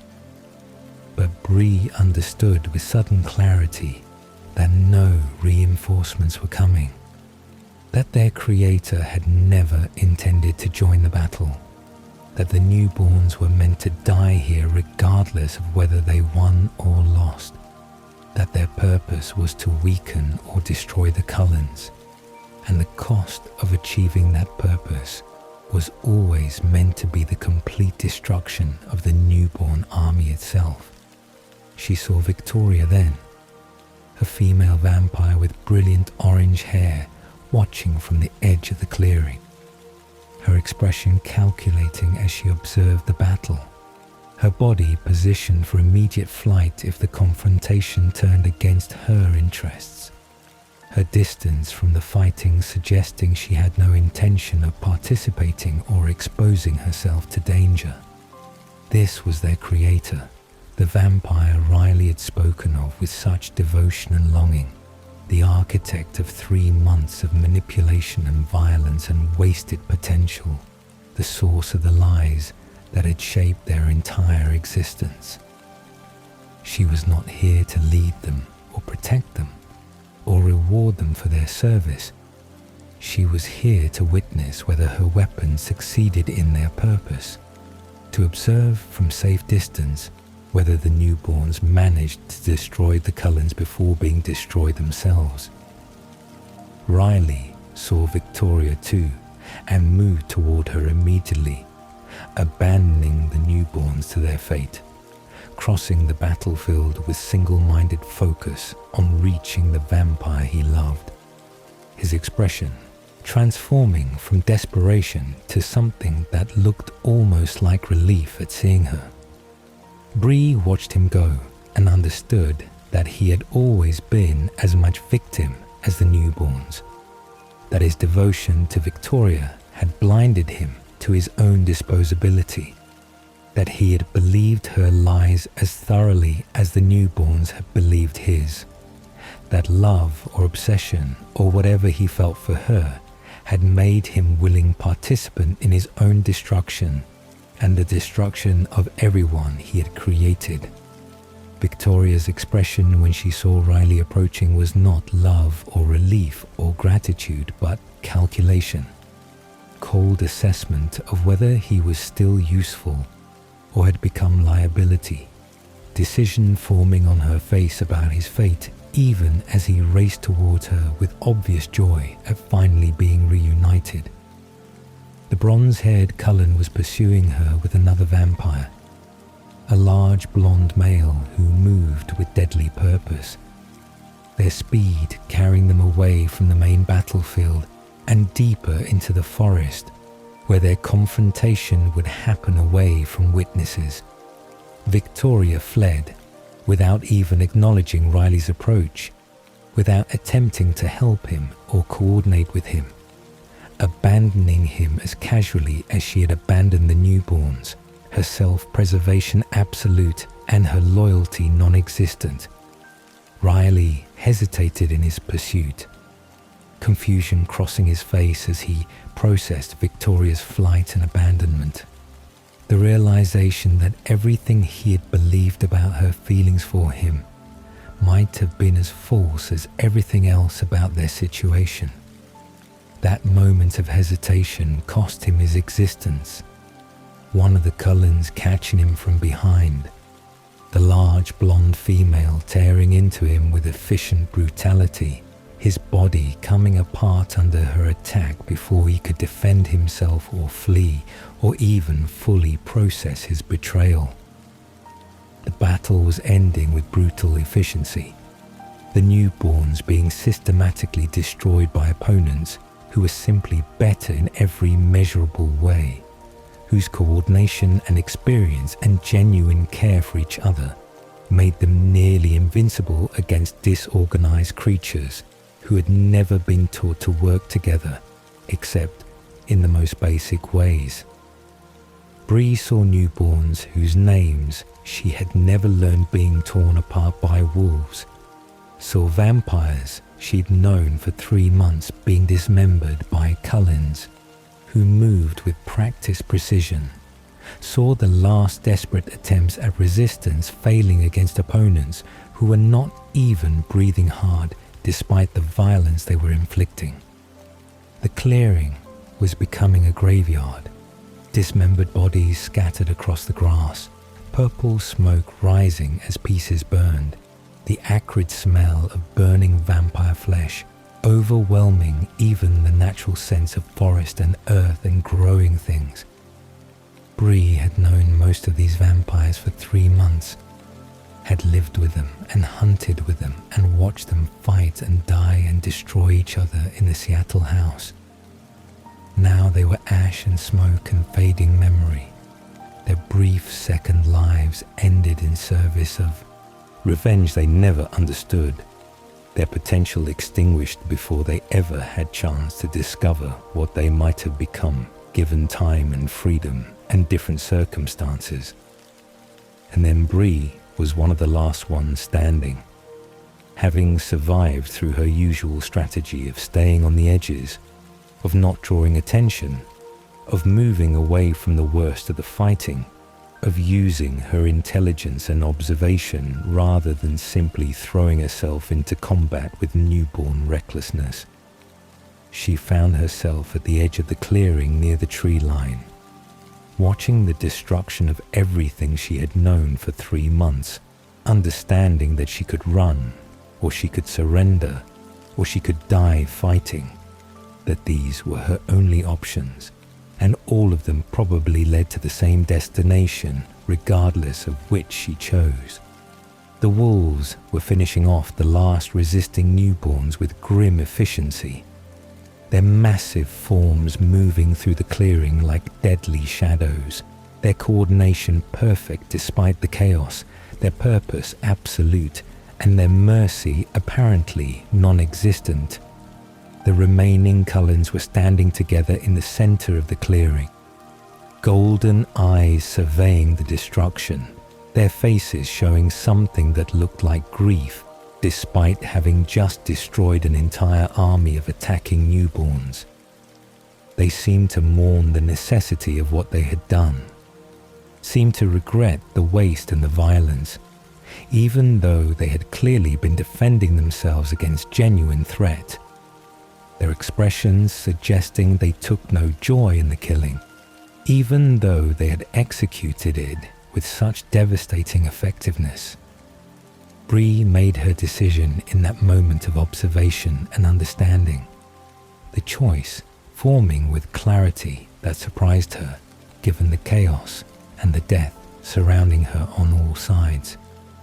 She could run and be hunted down within minutes by creatures faster and more experienced than she was, by wolves whose tracking abilities made escape essentially impossible.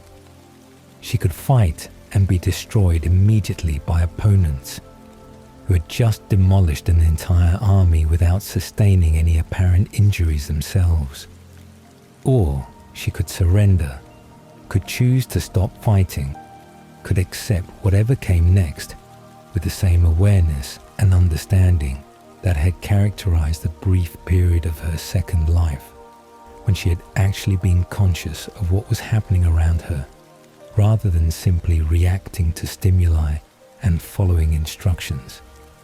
She stepped forward into clear view, her hands raised to show she was not attacking, her posture submissive in ways that went against every instinct her newborn nature possessed, her body language communicating surrender as clearly as she could manage. She made herself vulnerable deliberately, chose surrender over survival instinct, acted on faith that these golden-eyed vampires who had just fought so efficiently might also possess the mercy that nothing in her experience suggested vampires were capable of having or interested in showing. The largest male Cullen moved toward her with caution, his expression wary but not immediately hostile, his golden eyes assessing her as threat or victim or something between those categories, his massive body positioned to attack if she made any aggressive movement. Behind him, the others tensed, ready to destroy her if she attacked, their coordination evident even in their watchfulness, their love for each other visible in how they position themselves to protect one another even while dealing with potential threat. But Bree remained still, remained surrendered, remained committed to the choice she had made, even though every second of vulnerability felt like eternity and invited destruction she could not defend against. The male stopped a few feet away, close enough to kill her easily if she moved wrong, far enough to react if she attacked despite her apparent surrender. He spoke carefully, his voice surprisingly gentle given the violence that had just occurred, asking her name and whether she was surrendering genuinely or simply waiting for opportunity to attack, his tone suggesting he wanted to believe her surrender was real but could not afford to be wrong about her intentions. Bree answered honestly, gave him her name, told him she was done fighting, explained that she understood what had happened here and what her role had been, and that she wanted no part of it anymore, even though stopping probably meant her destruction anyway. Other Cullens approached, the bronze-haired male with unusual eyes that seemed to see through her in ways that made her uncomfortable. A blonde doctor whose presence felt inexplicably calm and safe despite his vampire nature, and despite having just participated in slaughter. A small, dark-haired female whose expression showed compassion that seemed impossible given that Bree had just been part of army trying to destroy her family. The bronze-haired one spoke quietly to the others, his words too soft for her to hear, but his expression suggesting he was arguing something. Perhaps arguing for her survival. Perhaps explaining something about her that he understood through means she could not identify. They spoke among themselves in voices too quiet for her newborn hearing to catch clearly, debating something, the bronze-haired male seeming to argue in her favor, while others expressed doubt or concern, their family dynamics visible in how they discussed her fate, how they considered each other's opinions, how they ultimately seemed to defer to the blonde doctor whose authority appeared to be based on respect rather than fear or dominance. The blonde doctor approached her first, his movements deliberately slow and non-threatening, his golden eyes gentle in ways that contradicted everything Bree had learned about vampire nature, his entire demeanor radiating compassion that seemed impossible for a creature designed by nature to be apex predator. He introduced himself as Carlyle, spoke to her with courtesy that treated her as person rather than threat or defeated enemy, asked questions about her transformation and her life in Seattle with genuine interest, rather than simple information gathering. Bree answered carefully, explaining about Riley and the lies about sunlight and the army being prepared for battle they did not understand. Watching Carlyle's expression shift from curiosity to something that looked like profound sadness as he understood the scope of manipulation that had shaped her brief second life.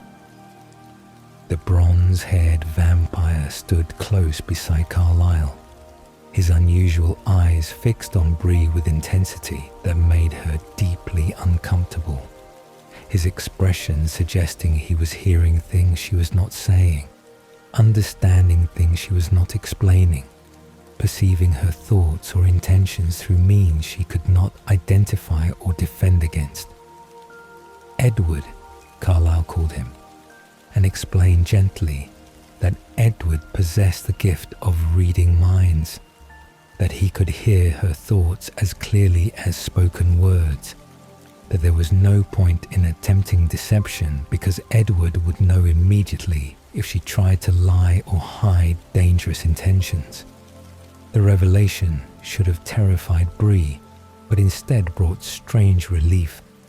The understanding that she did not need to convince them of her sincerity through words or actions, that Edward could simply verify through direct access to her mind that her surrender was genuine and her desire to stop fighting was absolute. Edward spoke quietly to Carlyle, confirming what he heard in her thoughts, explaining about Diego and their discovery about sunlight and the brief friendship that had given Bree awareness and understanding, describing her grief and her isolation and her recognition that the newborn army had been disposable weapons in Victoria's revenge plot.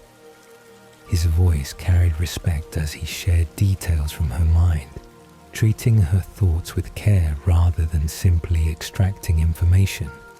His gift apparently allowing him to understand not just what she was thinking, but the context and emotions that gave those thoughts meaning. Carlyle's expression softened further as Edward shared these details, his compassion for Bree's situation evident in every line of his face, his anger directed not at her, but at the circumstances that had created her and the manipulation that had shaped her existence.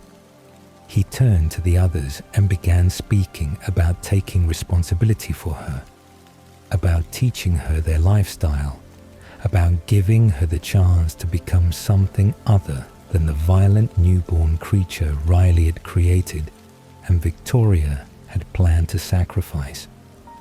His words suggested this was not the first time they had discussed taking in a vampire from difficult circumstances, that their family had been built through similar acts of mercy and rehabilitation, that their commitment to compassion extended beyond their immediate family, to include those who might benefit from their guidance and support.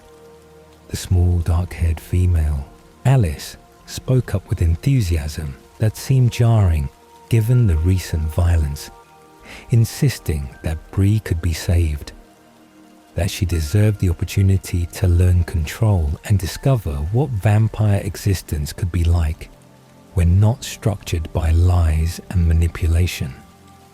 Her certainty seemed to come from more than simple optimism, her expression suggesting she might possess her own gift that informed her confidence, though she did not explain the source of her conviction. She moved closer to Bree with friendliness that seemed impossible given they had been enemies minutes earlier, her manner suggesting she already considered Bree part of their family, despite the obvious complications and the reasonable objections others might raise.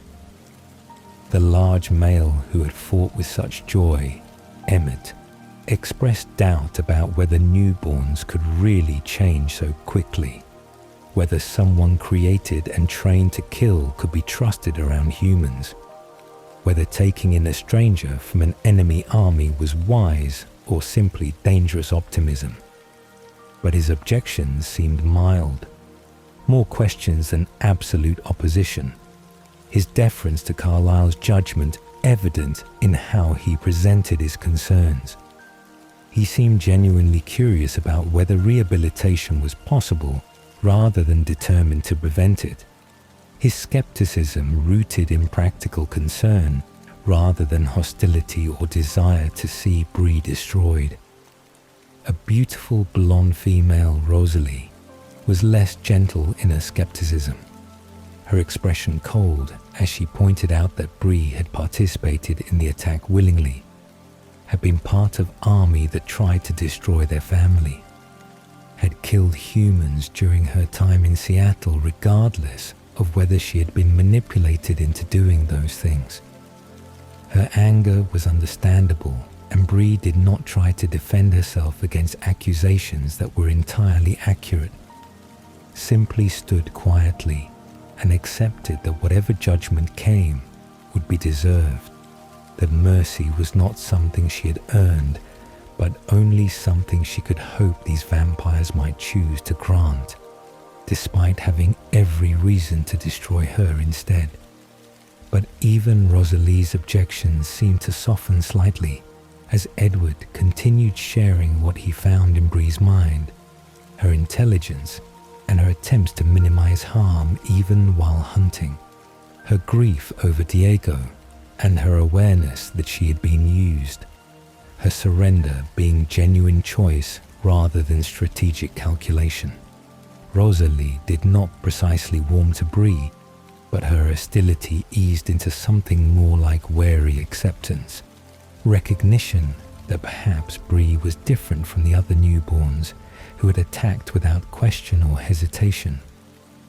Carlyle began explaining to Bree about their lifestyle, the choice to feed on animal blood, rather than human. The commitment to protecting human life rather than preying upon it. The decades of practice required to develop control sufficient to live among humans without constant danger of losing discipline and killing someone. He spoke about his own transformation centuries earlier in London, Soothes, and his discovery that vampire nature did not have to define vampire choices, about spending years learning control through trial and error, an unwavering commitment to principles that violated everything his nature demanded. He described building a family of vampires who shared his commitment to compassion over predation, about finding each of them when they were dying and transforming them to save their lives, about creating life that had meaning beyond simple survival and feeding. His words painted a picture of existence entirely different from anything Bree had experienced or imagined possible. Future where she might be more than violent newborn, counting down to inevitable destruction, where immortality could be blessing rather than curse, where supernatural abilities could serve good rather than evil. He acknowledged the difficulty of the transition, the constant struggle against thirst and instinct, the years of practice required before being around humans felt safe rather than constantly dangerous. But he also expressed confidence that she could learn if she was willing to try, that her intelligence and awareness suggested she had capacity for control that many newborns lacked. Edward continued reading her thoughts and reporting to Carlyle what he found there. Her intelligence and observational skills, her capacity for questioning and critical thinking even in the chaos of newborn existence, her grief over Diego's death, and her understanding of the manipulation that had structured her entire second life. He seemed almost surprised by what he found in her mind, as if newborns were not supposed to be capable of such awareness, as if her thoughtfulness and her surrender represented something unusual and worth preserving. He described her thoughts about Fred's offer to escape and her decision to stay despite knowing staying probably meant death. Her reasoning about witness and meaning and owing something to Diego's memory, even though leaving would have been rational choice for self-preservation. Bree felt exposed by his gift, but also relieved that her sincerity could be verified directly, that she did not need to find words adequate to convince them when Edward could simply show them through her own thoughts that her desire to change was genuine. She understood that without Edward's ability to read her mind, the Cullens would have had no reason to trust her surrender or believe her claims about wanting to learn their lifestyle, that his gift was the only thing giving her any chance at survival beyond these next few minutes. Esme, a kind-faced female who had hung back during the initial questioning, moved closer and spoke to Bree with maternal gentleness that made something ache in Bree's chest, some memory of care and nurturing that her human life had lacked and her vampire existence had never included. Esme talked about welcoming her into their home, about helping her learn control, about being patient with the difficulties of transition from Riley's violent world to their peaceful one.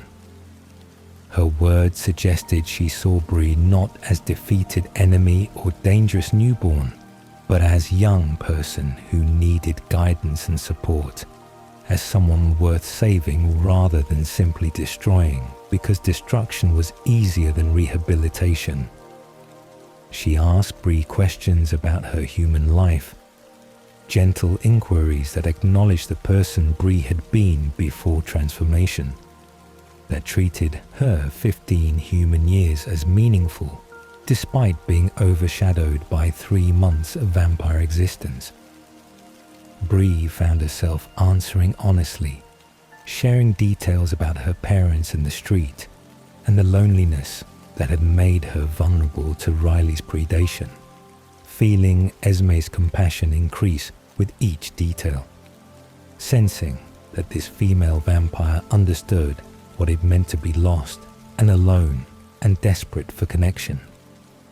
The conversation was beginning to feel almost hopeful. The possibility of joining this family and learning their lifestyle becoming more real with each passing moment, when everything changed with the arrival of 4 vampires who appeared at the edge of the clearing with authority that made even the Cullens tense immediately.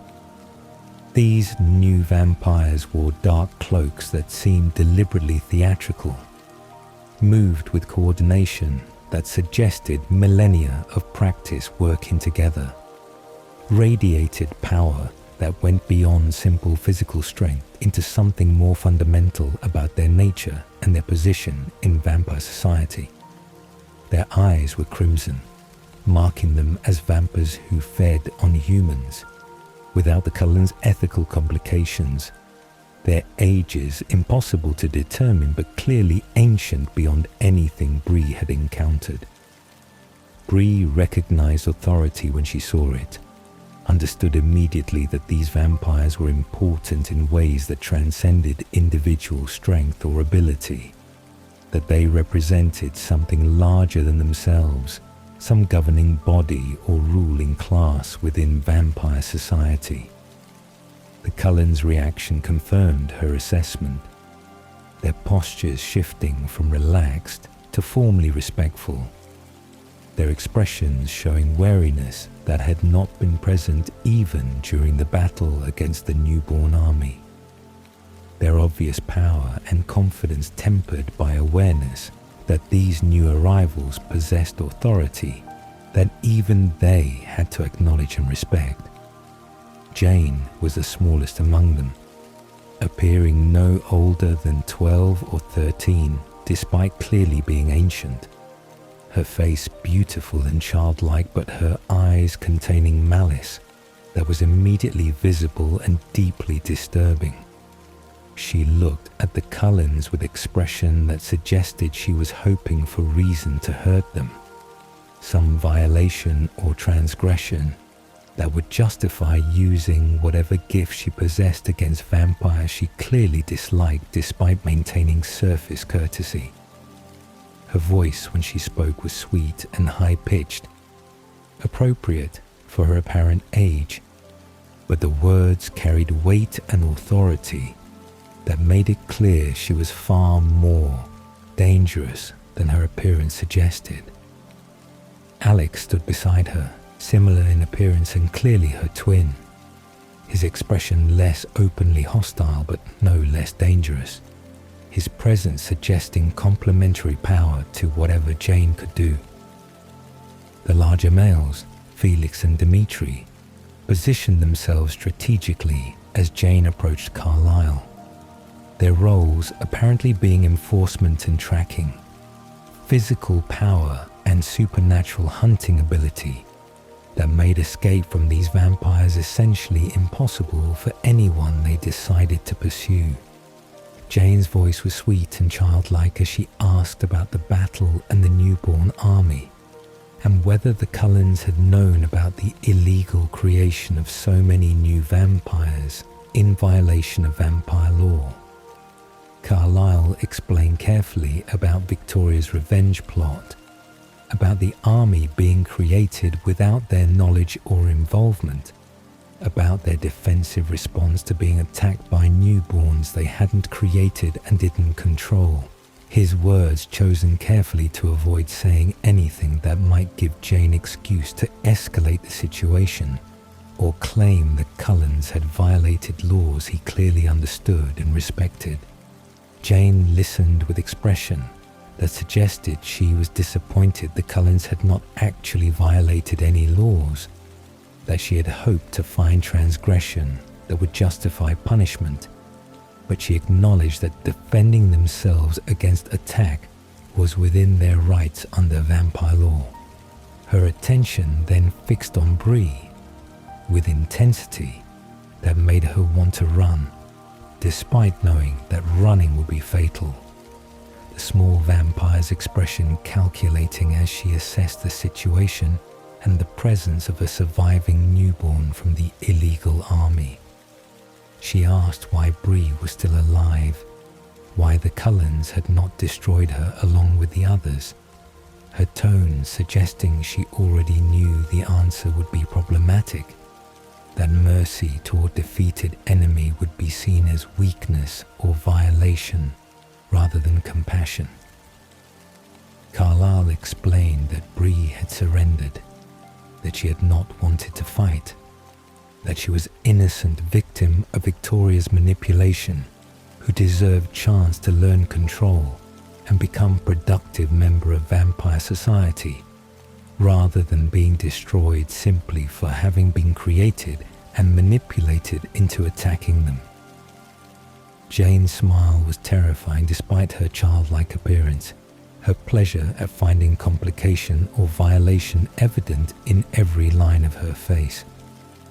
She explained, her voice maintaining its sweet tone, even as her words carried absolute authority, that newborn vampires who knew about vampire existence could not be allowed to live unless they were under control of vampire who took full responsibility for them, that the law was clear and had been established for good reasons. Bree had been part of illegal army, had knowledge of vampires and their nature, had killed humans during her time in Seattle. The law required her destruction, Jane said with finality, that suggested the decision was already made and no argument would change it. Edward stepped forward, his voice urgent as he tried to explain what he had seen in Bree's mind, her intelligence and her capacity for control, her surrender and her genuine desire to change, her value as someone who could learn and contribute rather than simply being destroyed. He described her thoughts about Diego and their discovery about sunlight, her grief and her isolation, her decision to surrender rather than fight or flee, arguing that these demonstrated exactly the kind of awareness and self-control that should qualify her for chance at rehabilitation rather than immediate execution. Carlyle joined his argument, speaking with passion unusual for his typically calm demeanor, insisting that Bree was innocent victim of Victoria's manipulation, that destroying her would be punishing someone for circumstances beyond her control, that mercy and rehabilitation should be possible even under vampire law. He offered to take full responsibility for her, to guarantee her behavior, to ensure she learned control and never threatened humans or violated any laws, his commitment to saving her life absolute, and his willingness to stake his own reputation on her rehabilitation, clear in every word. But Jane was unmoved by their arguments, her expression showing contempt for what she clearly saw as weakness or sentimentality, her authority absolute despite the Cullens' superior numbers and their obvious desire to protect Bree. She explained with condescending patience that the law existed to protect vampire secrecy, that newborns who knew too much and were not properly controlled represented unacceptable risk to their entire species, that exceptions could not be made simply because the Cullens felt compassion for this particular newborn. And so Bree Tanner's second life ended in a clearing in the Olympic Peninsula forest, 3 months after it began in a dark Seattle basement, her brief existence concluding not with the violence she had been trained for, but with awareness and acceptance that had characterized only the final week of her transformed existence. Felix moved with practiced efficiency, his destruction of her swift and final, her consciousness ending before pain could register. Her story finished before she ever had chance to discover what she might have become given time and freedom and the guidance the Cullens had wanted to offer her. The Cullens mourned her death in ways that honored what she might have been, rather than what circumstances had forced her to become. Their grief genuine despite having known her for perhaps 30 minutes total. Their awareness that they had failed to save someone worth saving weighing on them in ways that would persist long after the ashes of the newborn army had been scattered by wind and rain. Edward carried the memory of her thoughts, her intelligence, and her capacity for questioning, her brief friendship with Diego, and her understanding of the manipulation that had structured her existence.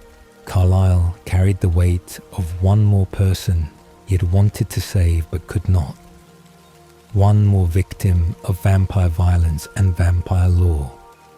One more reminder that compassion alone was insufficient when authority and tradition demanded destruction. Bree's second life was measured in months rather than years or centuries, in days of true awareness rather than extended periods of understanding and growth, in hours of genuine connection rather than sustained relationships that might have defined a longer existence. She was 15 years old when Riley found her outside that Seattle convenience store. 15 years old when she died for the second and final time in the forest clearing. Her physical age unchanged by transformation that had given her strength and speed, and enhanced senses, but no additional time to develop wisdom or experience, or the kind of control that might have saved her life if the Volturi had been willing to grant mercy. But within those 3 months, within that brief window between transformation and destruction, Bree had been more aware and more alive than many vampires who existed for centuries without ever questioning their nature or their choices, without ever recognizing the manipulation around them or seeking truth beneath convenient lies. She had found friendship with Diego in a house full of enemies, had discovered that Riley's explanations were false through careful observation and willingness to test assumptions, had chosen surrender over violence when every instinct demanded she fight or flee, had glimpsed in the Cullens' golden eyes the possibility that vampire existence could be something other than predation and violence and service to purposes she didn't understand. Her story was tragedy of potential unrealized, of intelligence and awareness destroyed before they could fully develop, of victim being punished for circumstances beyond her control, a brief flame of consciousness extinguished just as it was beginning to burn with genuine understanding. She deserved more time than 3 months, deserved the chance to learn, control, and discover what she might become, deserved the opportunity to make real choices about her existence rather than simply following paths laid out by Riley's manipulation and Victoria's revenge, and the Volturi's merciless enforcement of laws designed to protect vampire secrecy above individual lives. But she also experienced in her brief second life things that gave it meaning despite its tragic brevity, moments of genuine connection and understanding that transcended the violence and manipulation surrounding them, awareness that allowed her to see clearly, even when sight brought pain and grief, choice made freely in final moments, even when that choice led to surrender and destruction. Diego's friendship, however brief, had shown her that connection was possible even in darkness, that thinking for yourself mattered even when thinking led to dangerous truths, that awareness was worth whatever price came afterward, Because living consciously was fundamentally different from simply existing unconsciously. The Cullen's compassion, experienced for only minutes before the Volturi arrived, had shown her that vampire nature did not have to define vampire choices, that immortal existence could serve good rather than evil, that family built on genuine care was possible even for creatures designed by nature to be solitary predators. Their grief at failing to save her honored the person she was and the person she might have become, acknowledged that her death was waste rather than justice, recognized that 3 months was insufficient time to judge someone's entire potential, or determine that destruction was the only possible outcome. So rest now, gentle dreamers. With Bree's brief story complete, her short second life ended but not meaningless, her awareness and her choices mattering even though they could not save her, her existence serving as a reminder that even the briefest lives can hold significance if lived with consciousness and courage.